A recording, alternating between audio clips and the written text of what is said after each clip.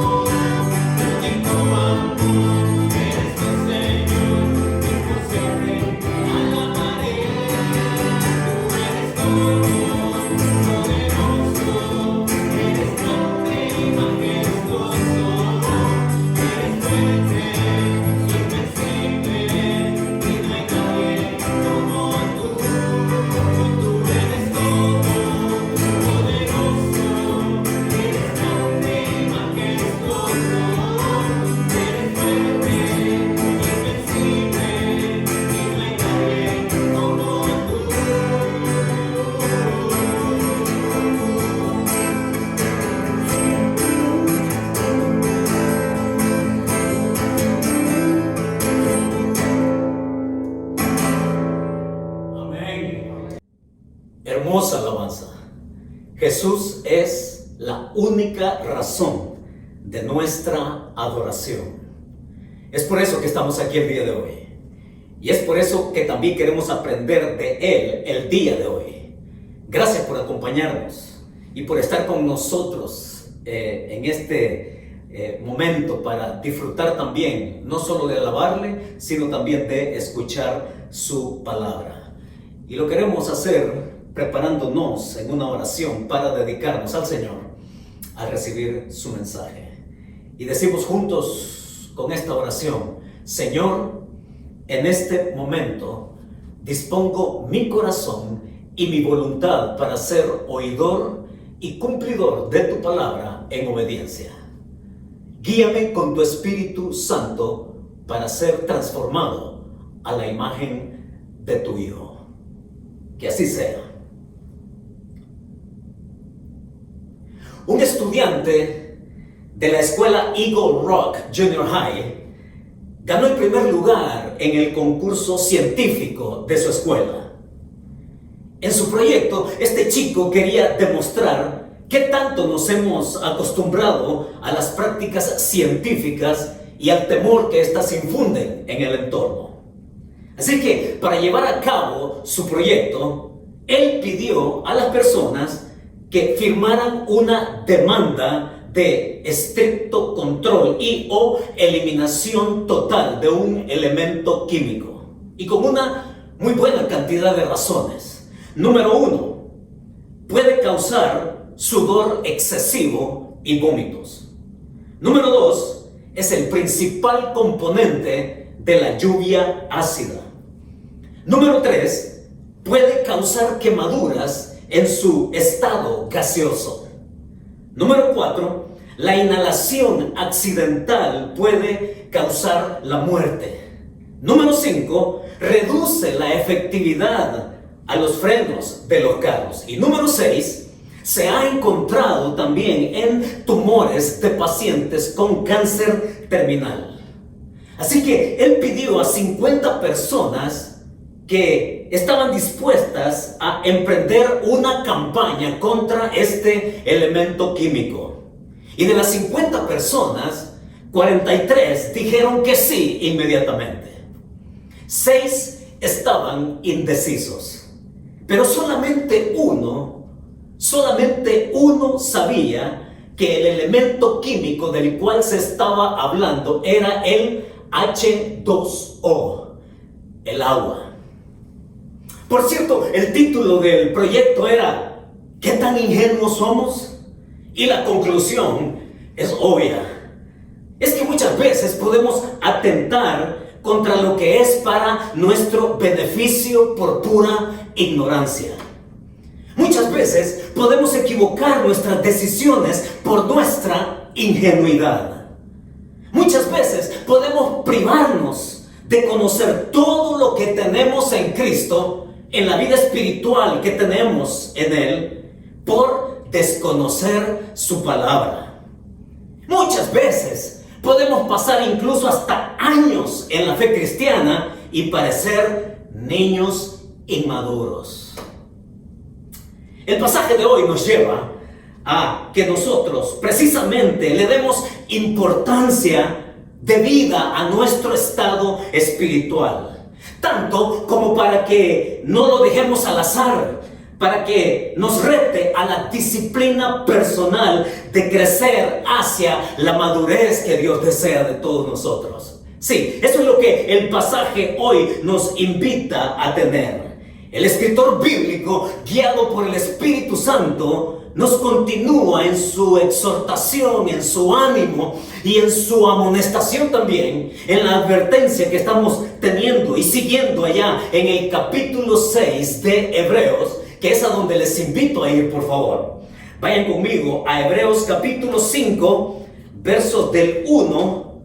capítulo 5, versos del 11 al 6:3. De nuevo, Hebreos capítulo 5, versos del 11 al capítulo 6, verso 3.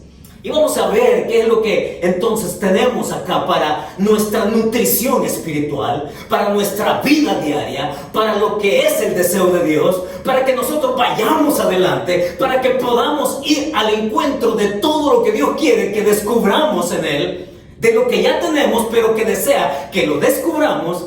Vayamos ahí a Hebreos 5, versos del 11 al 14, donde encontramos nuestro primer principio el día de hoy. Dice así, si lo tiene a la vista, lea conmigo. Hebreos 5, 11 al 14, dice así: acerca de esto tenemos mucho que decir y difícil de explicar, por cuanto os habéis hecho tardos para oír. Porque debiendo ser ya maestros, después de tanto tiempo, tenéis necesidad de que se os vuelva a enseñar cuáles son los primeros rudimentos de las palabras de Dios. Y habéis llegado a ser tales que tenéis necesidad de leche y no de alimento sólido. Y todo aquel que participa de la leche es inexperto en la palabra de justicia, porque es niño.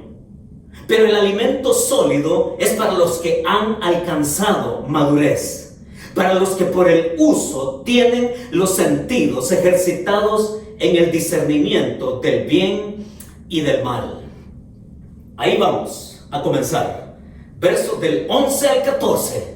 El escritor bíblico, guiado por el Espíritu Santo, dejándonos su palabra, ahora nos da su primer principio acá. Y el principio es esta, mis hermanos. Para usted y para mí, por igual. Para todos, lo que el escritor nos dice acá es que tu condición espiritual no dependa del azar. Que tu condición espiritual no dependa del azar. Ahora, tenemos que preguntarnos y tenemos que respondernos también con toda honestidad. Vamos, del 1 al 10, siendo 1 lo más pobre y siendo 10 lo mejor, del 1 al 10, en esa escala, ¿cómo usted se califica a sí mismo de su estado espiritual ahora mismo? ¿Cómo? Del 1 al 10. 5, 6, 8, ¿Cuál es su condición espiritual en este momento? Una pregunta muy válida, una pregunta muy honesta, una pregunta que necesitamos responderla de acuerdo al estándar que aquí nos está poniendo el escritor bíblico. Y él en estos versículos nos ha dicho esto, que tu condición espiritual no dependa del azar. ¿Qué queremos decir con esto? Noten ahí cómo nos pone en el contexto del pensamiento que él está desarrollando acá en la epístola. En el versículo 11 dice, acerca de esto, acerca de esto, nos ubica en el pensamiento. Nos coloca en el escenario donde él está compartiendo un principio profundo, necesario, que lleva a la gente, a los cristianos de su tiempo y nosotros ahora, a que vayamos a por más en Cristo. Dice el verso 11, acerca de esto, y esto acá se refiere al sacerdocio de Jesucristo de acuerdo al orden de Melquisedec. Ese es el contexto de lo cual vimos el domingo anterior. Acerca de esto, ellos ya conocían algo. Y lo que ellos conocían tradicionalmente por miles de años, desde el principio, desde que fueron formados como pueblo escogido de Dios, y desde que Dios instituyó ciertos ministerios dentro del mismo pueblo, estaba lo que era el sacerdocio de Aarón, del cual empezamos a hablar el domingo anterior. Y que ese sacerdocio, ellos sabían muy bien que era de Aarón, y que ese sacerdocio se describe como una sucesión de sacerdotes. Que los hijos de Aarón cumplirían también el mismo trabajo con que comenzó el Aarón. Que ese sacerdocio también iba a ser temporal, que ese sacerdocio tenía que ver con sacrificio continuo, terrenalmente, en sucesión de uno con otro, y que también iba a decir, y que conocían, que ese sacerdocio tenía una debilidad que tenía que ver con que en el momento en que moría el sacerdote, otro lo sustituía. Ellos lo conocían todo eso. Por miles de años, ellos vivieron bajo el ejercicio sacerdotal del linaje de Aarón. Lo sabían, pero acá también el escritor bíblico nos ha dicho que que el sacerdocio de Jesús es muy superior y está por encima del sacerdocio de Aarón, porque el sacerdocio de Jesús es tal cual lo tenía Melquisedec. Un sacerdocio único, porque Melquisedec reunía varios elementos que le eran muy propios, muy exclusivos, muy singulares, que por esa razón a Jesucristo se le coloca en esa orden única. ¿Y cómo se describe acá el sacerdocio de Melquisedec? Vimos el domingo anterior que el sacerdocio de Melquisedec era único, porque él era sacerdote, el primer sacerdote que se menciona en las Santas Escrituras desde el Antiguo Testamento. Este sacerdote, además de serlo, también era rey de Salem. Este hombre reunía en su propia persona esos ministerios de ser sacerdote y rey al mismo tiempo. Pero también era tan único el sacerdocio de Melquisedec, porque él también tenía un sacrificio que era único cuando se le aplica a Jesucristo, porque Jesucristo ya no va a hacer sacrificio tras sacrificio tras sacrificio por el pecado del hombre. Es Jesucristo que nos va a continuar describiendo a lo largo de la carta que Él lo hizo una sola vez y para siempre. Por eso es que el sacrificio de Jesús era único. Y también en Melquisedec vemos que en Jesús no hay una sucesión, es decir, no hay una sucesión de sacerdotes, uno que sustituya a Melquisedec, porque él quedó como sacerdote único y se le aplica a Jesucristo en el suyo también. Y por esa razón el sacerdocio de Jesús está muy por encima del sacerdocio de Aarón, dijimos. Y Jesús queda entonces como único, singular. Y es eso de lo que trata la epístola en su parte más amplia.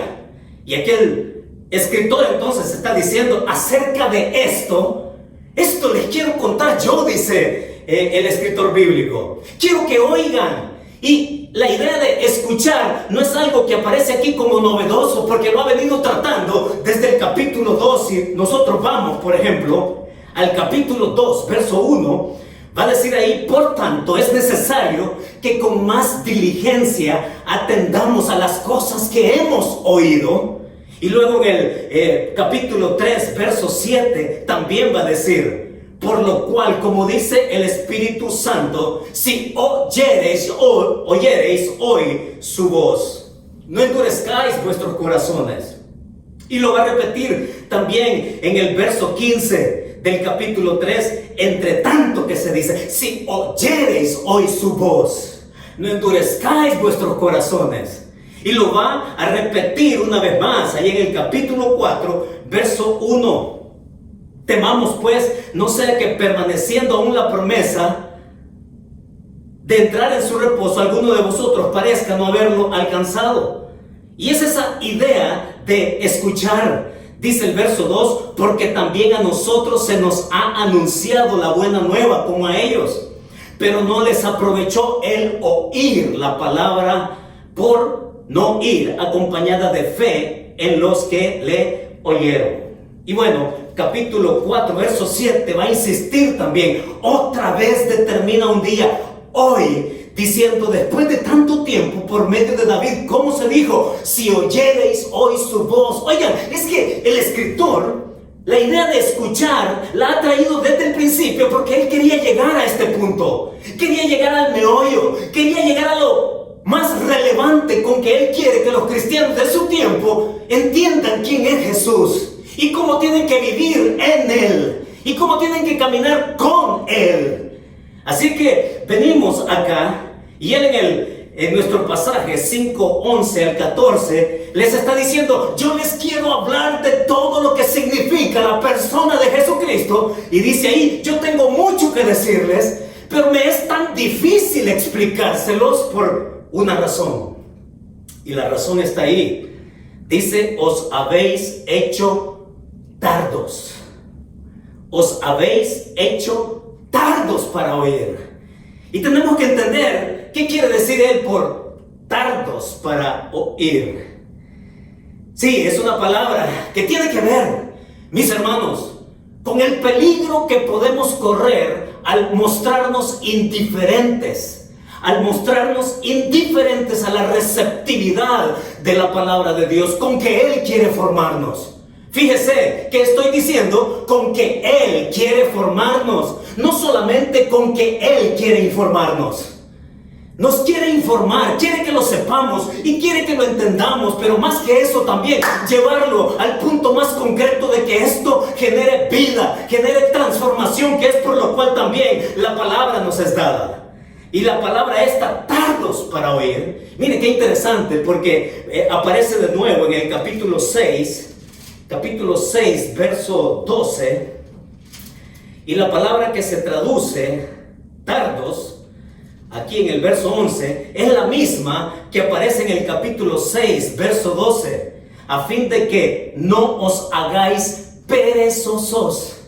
Y la palabra que se usa para tardos acá es la misma palabra que se usa para perezosos allá en el capítulo 6, 12. Entonces, cuando venimos aquí al punto de qué quiere decir esto de ser tardo, es que ellos estaban perdiendo la receptividad de escuchar palabra, y que eso les llevaba a ellos al peligro de una regresión en su vida espiritual, a un estancamiento y a una regresión. Y ese es un peligro que todos corremos en cualquier momento de nuestra vida, en cualquier época de la historia. Ese es el peligro: tardos para oír, lentos a la receptividad de la palabra. Y en el verso 12 también va a decir él con algo que tiene que ver con el tiempo con que ellos tenían de ser cristianos, creyentes, porque debiendo ser ya maestros, dice. O sea, en otras palabras, al tiempo que ellos tenían ahora de ser cristianos y al tiempo que deberían de ser ya maestros, les está diciendo, es necesario que se les vuelva a hablar. Tenéis la necesidad de que se os vuelva a enseñar cuáles son los primeros rudimentos de las palabras de Dios. Sí, es que estamos hablando, mis hermanos, de madurez. Estamos hablando de crecer. Estamos hablando de disciplina. Ellos no fueron disciplinados para la receptividad constante de recibir la palabra. Y vaya, si no es algo necesario, ¿no?, para nuestro tiempo hoy. Porque en el versículo 12 tiene que ver con tiempo. Pero sabe que he descubierto por mí mismo que quizás yo no estoy en la vida espiritual donde debería de estar. Y quizás usted podría decir lo mismo. Pero es que el tiempo no es garantía de madurez. No, la madurez puede ser tan relativa también. ¿Por qué? Porque usted puede pasar 15, 20, 30, 40, 50 años de ser cristiano, pero parecer un bebé espiritual, de haberse quedado estancado allá atrás. Es más, con el peligro incluso de una regresión espiritual. El tiempo no es garantía de madurez. Como estos acá, que habiendo pasado tanto tiempo y debiendo ser a este momento maestros, ellos, dice ahí, tenéis necesidad que se os vuelva a decir cuál es el ABC de la vida espiritual. Es que la disciplina, mis hermanos, tiene que ver, la disciplina espiritual tiene que ver con conocer la palabra y el efecto que ésta tiene en la vida nuestra. ¿Acaso no leemos allá en los Salmos, no?, que la ley de Jehová es perfecta, que convierte el alma? El testimonio de Jehová es fiel, que hace sabio al sencillo. Las palabras de Dios iluminan y nos llevan a declarar la verdad que nos es dada para creer, para animarnos y para seguir adelante. Es que hay que conocer la palabra. Pero ser maduro no significa conocer la palabra solamente. No solamente se trata de información. Porque si bien es necesario, dice acá el escritor, es que la palabra que se conoce tiene también un punto culminante, que es el que nosotros seamos transformados y que podamos vivir lo que aprendemos de la palabra de Dios. Ahora, ¿tiene que ver con tiempo? Sí. ¿Tiene que ver con conocimiento? Sí. Pero también tiene que ver con discernir cómo vivir. En esta palabra descubrimos cómo vivir. Verso 12 dice: habéis llegado a ser tales que tenéis necesidad de leche y no de alimento sólido. Verso 13: y todo aquel que participa de la leche es inexperto en la palabra de justicia, porque es niño.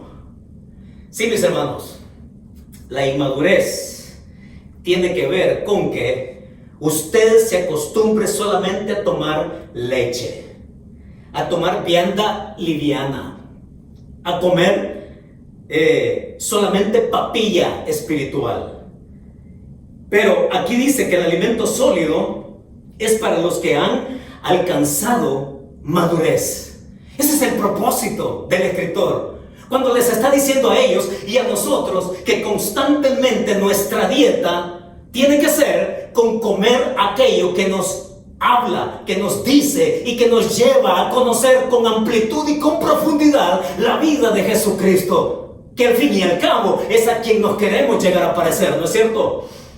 Ahí en el verso 13 ha dicho, 14, pero el alimento sólido es para los que han alcanzado madurez. Y note cómo acá se va viendo también, o se describe el efecto, porque dice que el conocer la palabra tiene el efecto de que yo pueda, mis sentidos, mi ser, pueda discernir lo que dice el verso 14 al final, el discernimiento entre el bien y el mal.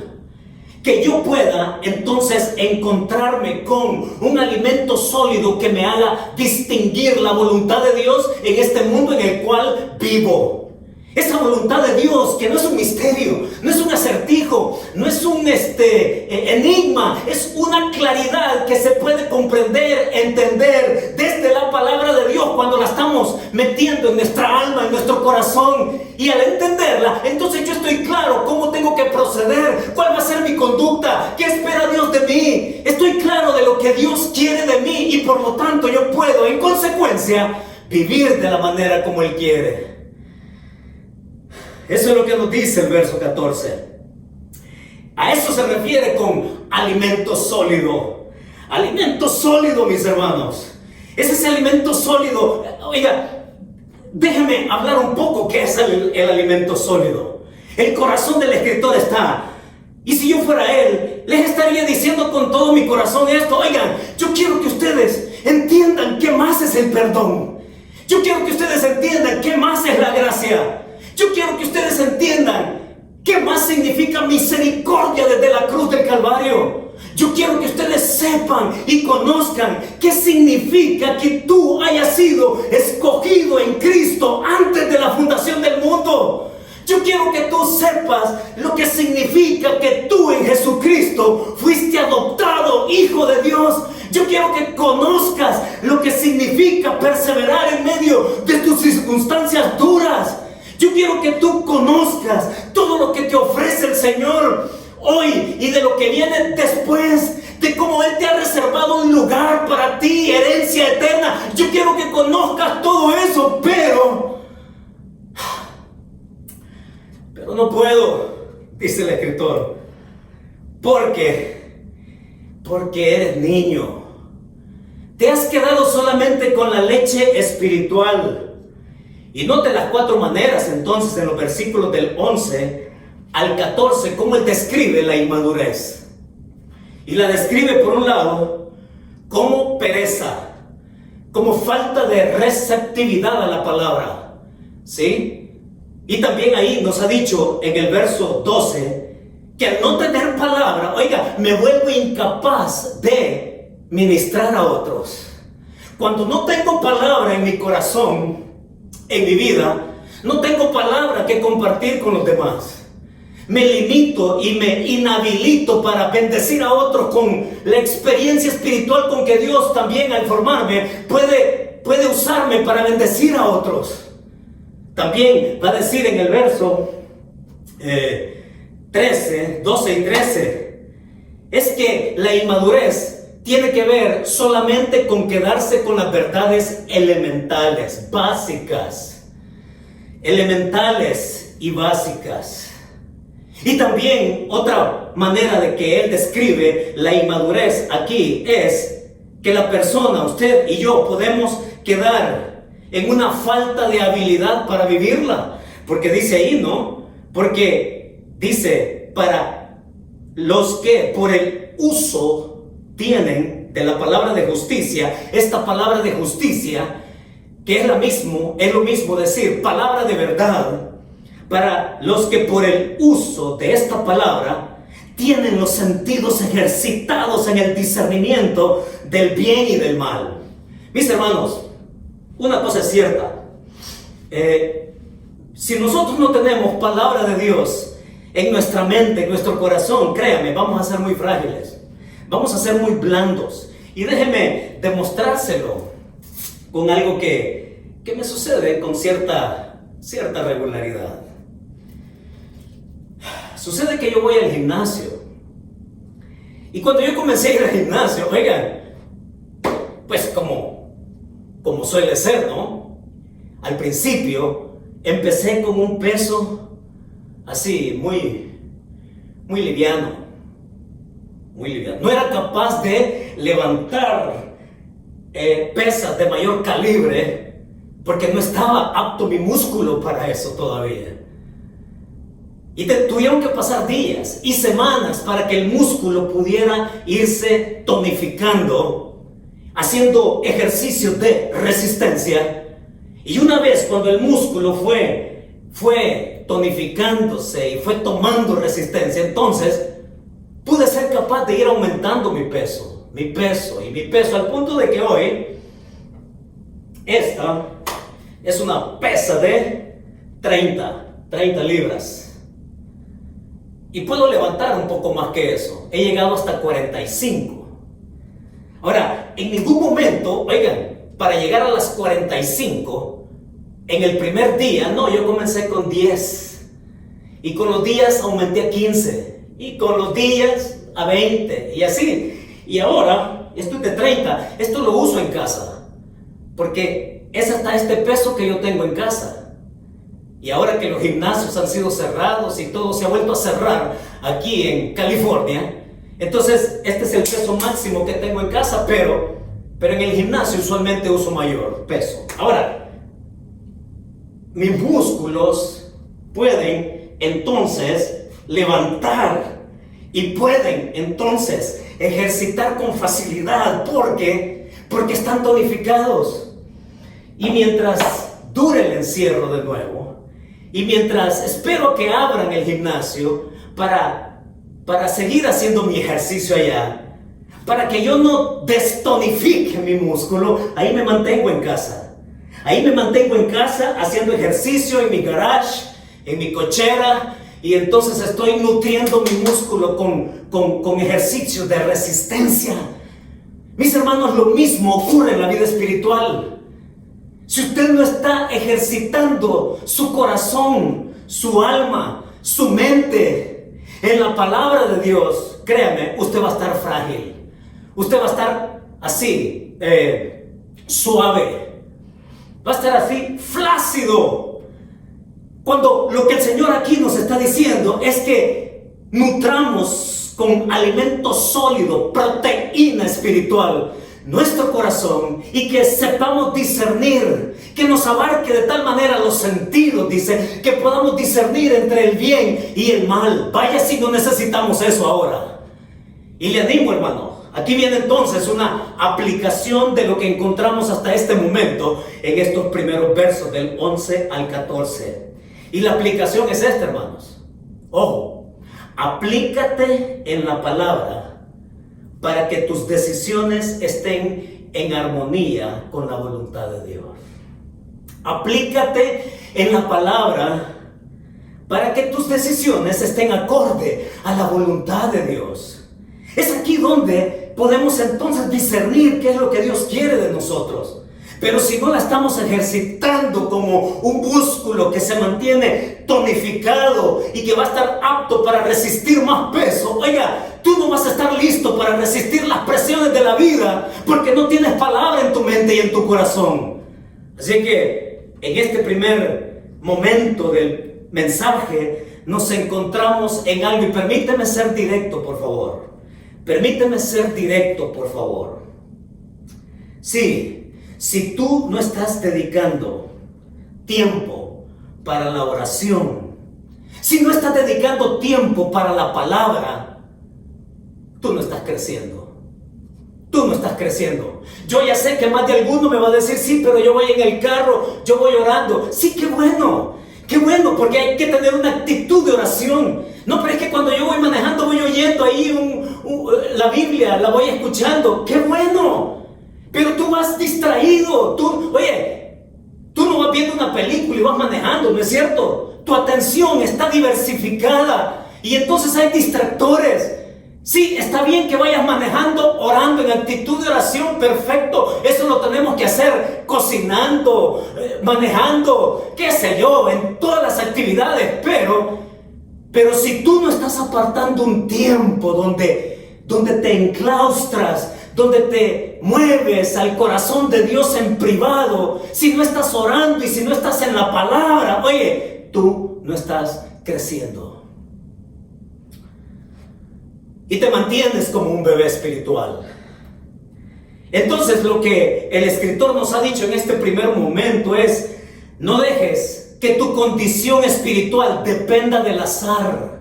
Porque si tú te has vuelto, eventual, si tú te levantas y dices, bueno, lo que el Señor me quiere enseñar ahora, y que lo dejas así al azar, y que lo dejas así a lo eventual, yo te quiero decir algo.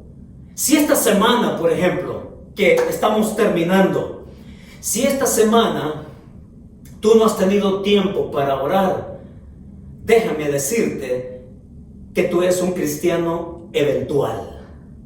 eventual. Si tú no has dedicado tiempo a diario en la palabra, tú te has convertido en un cristiano eventual, a lo que me salga del día, con esa mentalidad de que a ver si sale algo. No, que tu condición espiritual no dependa del azar, que te lleve a ti a convertirte en un cristiano eventual.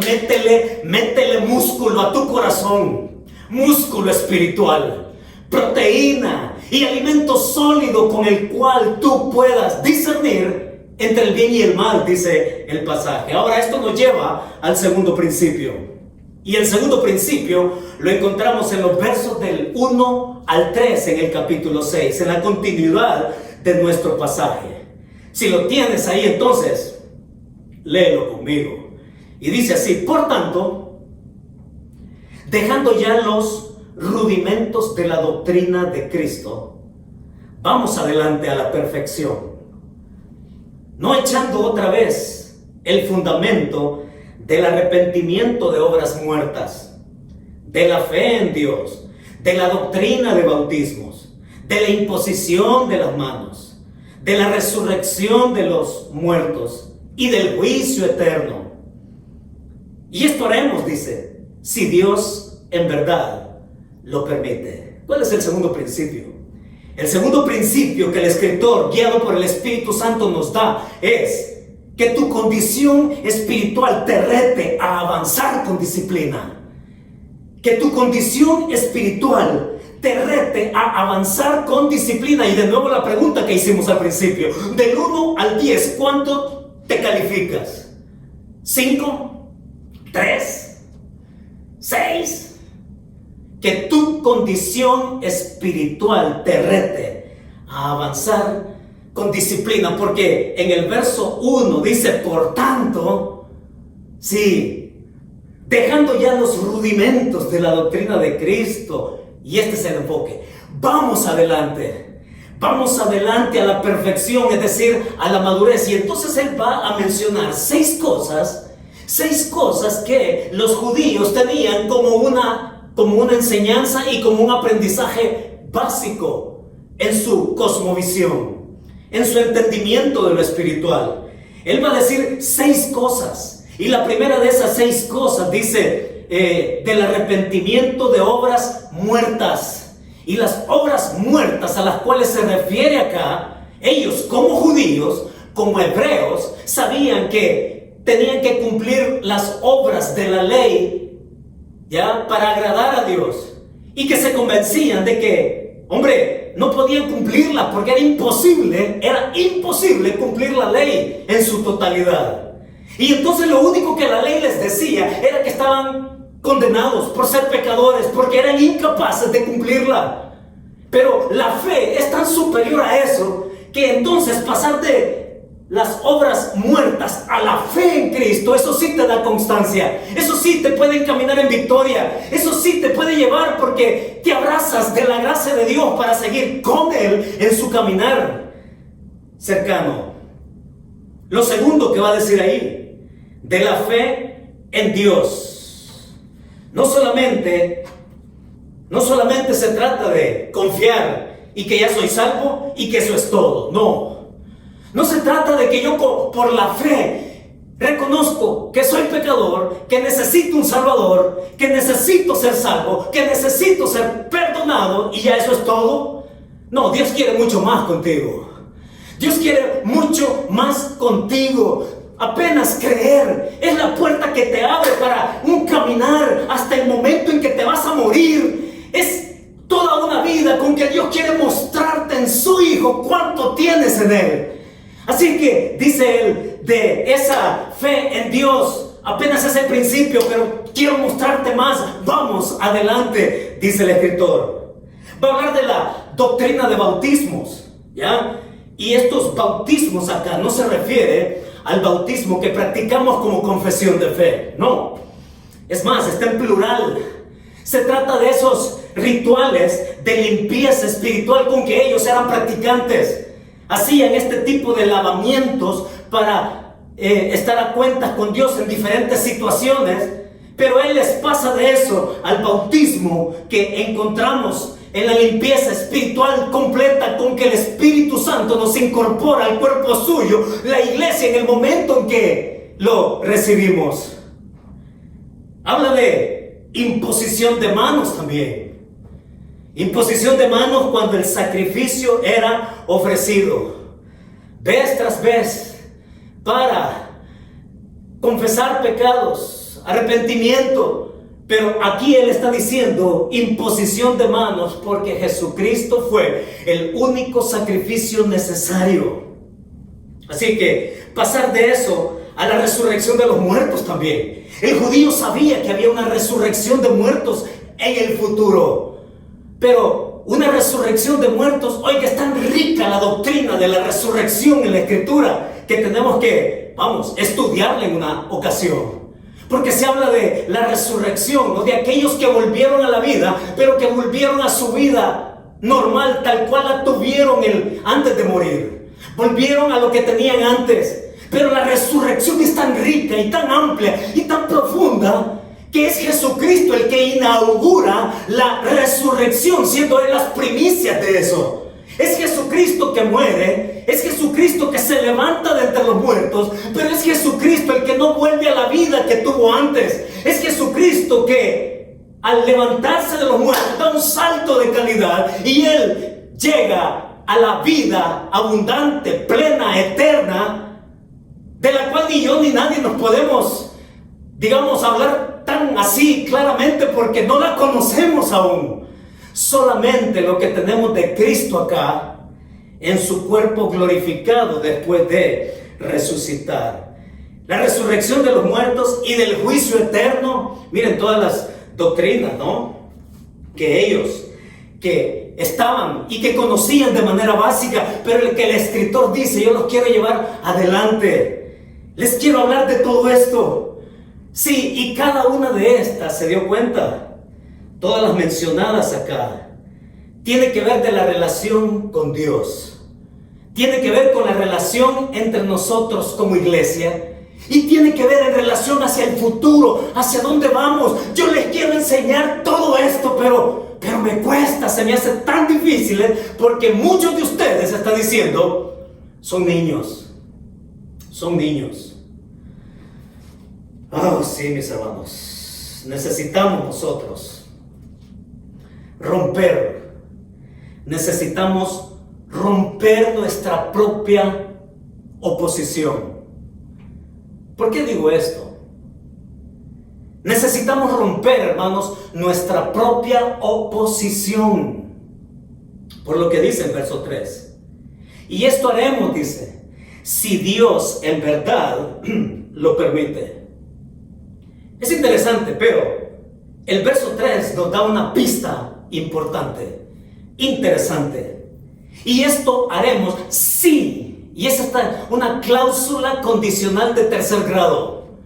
Las hay de primera, de segunda y de tercera en el texto griego. La primera es una aseveración cierta, es una declaración cierta. La segunda es una declaración falsa, lo opuesto a la primera. Y la tercera es una declaración de duda. Y la que encontramos aquí en esta cláusula que se traduce al castellano sí, las tres diferentes en el texto griego, pero que se traducen igualmente en el castellano, sí, if en inglés. Esto haremos si. La pregunta que nos hacemos es, ¿cuál de estas tres, la primera, la segunda o la tercera, es la que está usando el escritor acá? La que el escritor está usando, mis hermanos, es la cláusula condicional de tercera clase, de duda. ¿Qué significa eso? Significa que el escritor está diciendo, miren, yo les quiero a ustedes hablar de todas estas verdades. Quiero que juntos vayamos, porque note cómo él se incluye ahí. Dice, vamos adelante. Yo quiero que juntos caminemos a las verdades amplias y profundas de lo que significa la persona de Cristo, pero que de momento yo no puedo hacerlo porque ustedes, muchos de ustedes parecen niños, parecen bebés. Es difícil explicárselos, pero en el versículo 3 acá dice él, y esto haremos, sí, en verdad. Aún a pesar, en otras palabras, a pesar de aquellos que quieren mantenerse en la inmadurez, yo lo voy a decir, dice él. A pesar de aquellos que quieren quedarse allá en su estado vegetativo, dicho de otra forma, a pesar de aquellos que quieren quedarse allá parados, yo voy a continuar hablando de las verdades de Jesús. Esto haremos, dice. Y mis hermanos, entonces aprendo algo acá, que necesitamos romper nuestra propia oposición. Y nuestra propia oposición, según la leo y la entiendo acá en el texto bíblico, esa oposición se llama inmadurez. Sí, la oposición nuestra se llama inmadurez. Tenemos que romper con eso. Y cuando queremos ser prácticos en cómo podemos romper la inmadurez, déjeme darle algunas pautas para que entendamos cómo es que este pasaje puede ser relevante para nosotros hoy. ¿Cómo es que podemos romper la inmadurez? ¿Acaso no es cierto que tenemos hábitos tóxicos? ¿Acaso no es cierto que tenemos hábitos nocivos, dañinos, perjudiciales? Y además de esta pandemia, ¿no? Nos volvemos virulentos con nuestra inmadurez. Y que nos acostumbramos a ella. Y entonces por eso es que hablo de hábitos dañinos, hábitos tóxicos. Déjeme mencionarle algunos. Un hábito tóxico, y usted sabrá si se identifica o no con alguno de estos, o con varios de estos. Pero un hábito tóxico es mirar qué bien lo están haciendo aquellos, qué bien lo están haciendo otros, pero yo no hago nada. Eso es un hábito tóxico. Ver qué bien va la vida espiritual de aquel hermano, pero solo verla, pero yo no tomar acción por mí mismo en aquello que también yo puedo lograr. Ese es un hábito tóxico. Déjeme darle otro.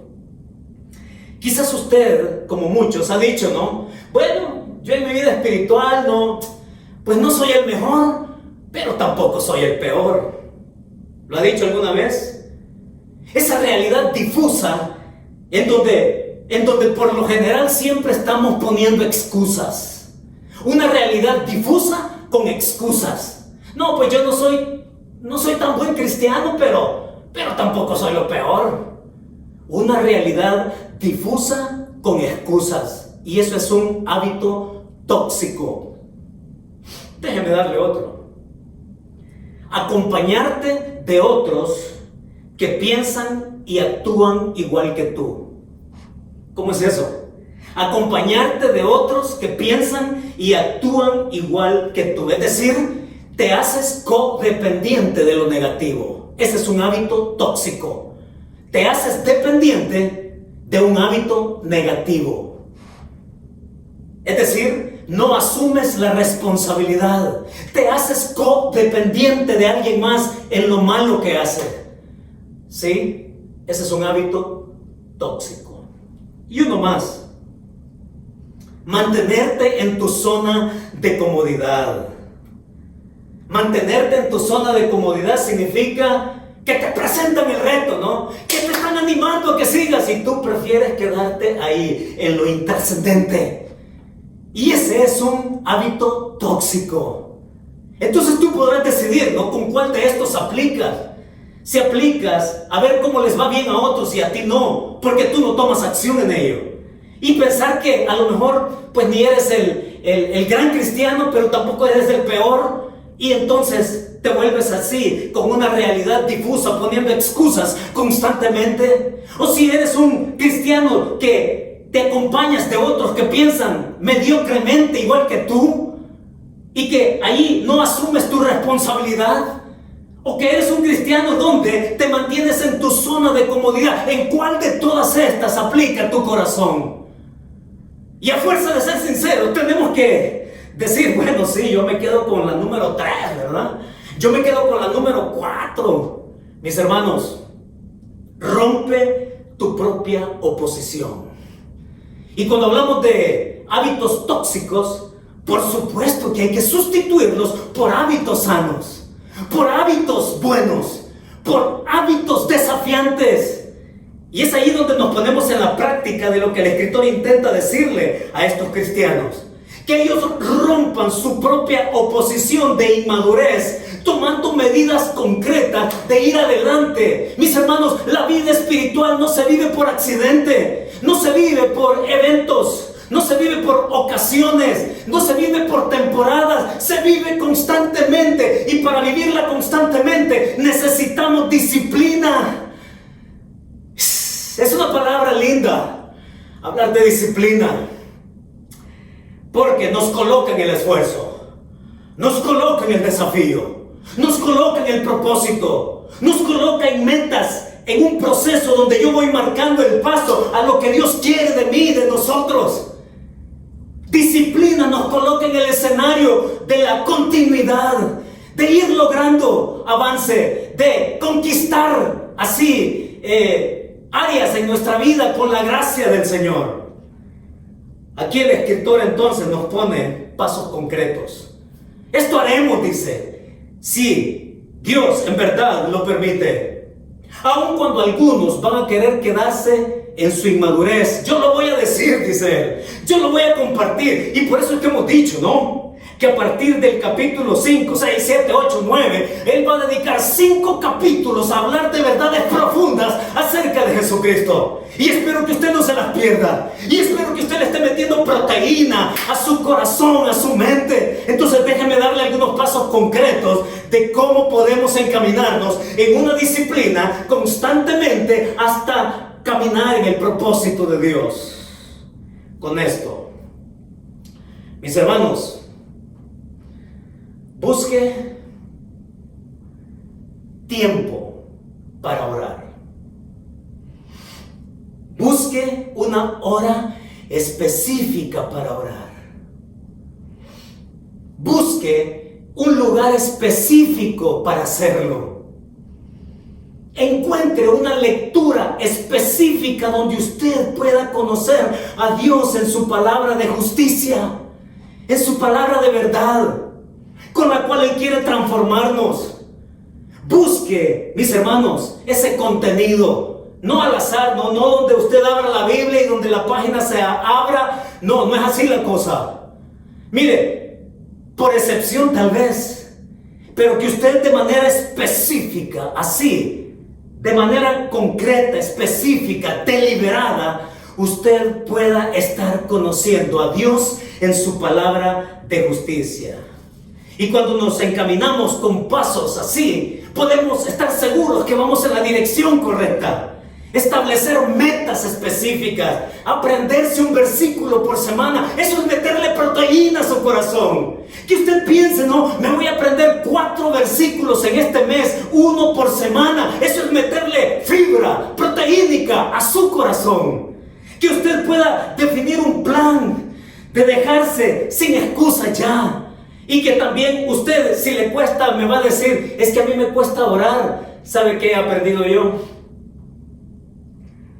He aprendido a acompañarme con alguien más, con otros más, para orar. Si usted es una de las personas que no haya cómo comenzar o cómo terminar orando, acompáñese de alguien más.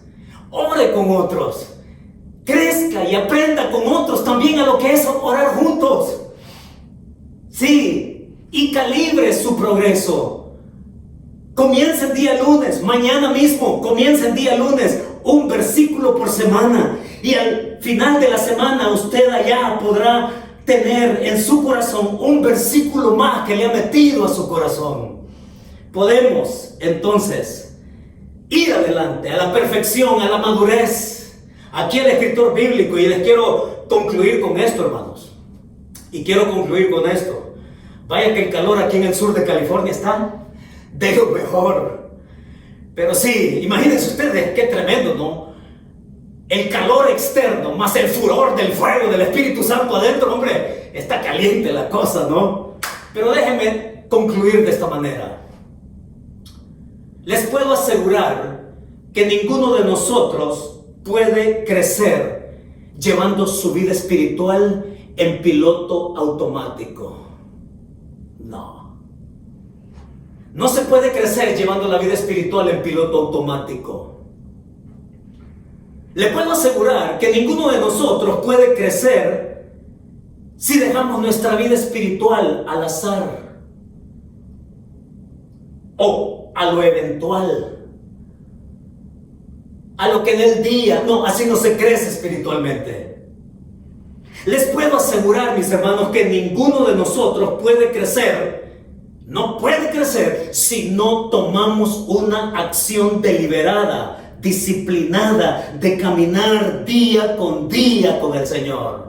No se puede crecer si no se toman medidas concretas en donde yo puedo priorizar ese tiempo de oración, ese tiempo de lectura y meditación en la palabra, o ese tiempo de orar con alguien más, animarme a orar y a caminar en victoria, en el triunfo de Cristo durante el día. Venga lo que venga, pero animados en la palabra. Y entonces ese esfuerzo prioritario a todo esto que hemos dicho hoy, el autor bíblico nos deja con una verdad. Y él nos va a decir, ¿no? Esto, crece con el compromiso de la disciplina. Crece con el compromiso de la disciplina. Vamos adelante, dice él, a la perfección, a la madurez. Deja de ser bebé comiendo papilla y leche. Vamos a la perfección, a la madurez, conociendo la verdad, y que en consecuencia esta verdad produzca vida, conducta diferente y nuestra ética que se muestre a los demás. Eso es lo que el autor nos dice. Con esa verdad nos quedamos en casa hoy. Crece con el compromiso de la disciplina. Vamos a orar. Padre, muchas gracias por tu palabra. Gracias porque en ella tú nos nutres. Tú haces sabio al sencillo. Tu palabra, que es perfecta, nos transforma, nos guía, nos llena. Y oro, Señor, para que lo que hemos descubierto de ella hoy signifique alimento sólido para todos los que estamos aquí escuchando. Permite, Señor, que quien esté escuchando, que su condición espiritual no dependa del azar. Sácanos de la comodidad. Sácanos de ser cristianos eventuales, casuales, y llévanos, Señor, que nuestra condición espiritual nos rete. Señor, si estamos carentes de comida sólida, a pesar del tiempo que te ha transcurrido de haber creído en ti, que esa condición pobre nos rete, Señor, a pasos concretos de disciplina espiritual contigo, y que conocer tu verdad produzca vida abundante para discernir entre el bien y el mal, y que de esa manera vayamos adelante, Señor. Así es como te lo pedimos. Así es como nos encomendamos. Rompe, Señor, nuestra propia oposición de inmadurez y llévanos al deseo de tu corazón en lo que te has propuesto con nosotros.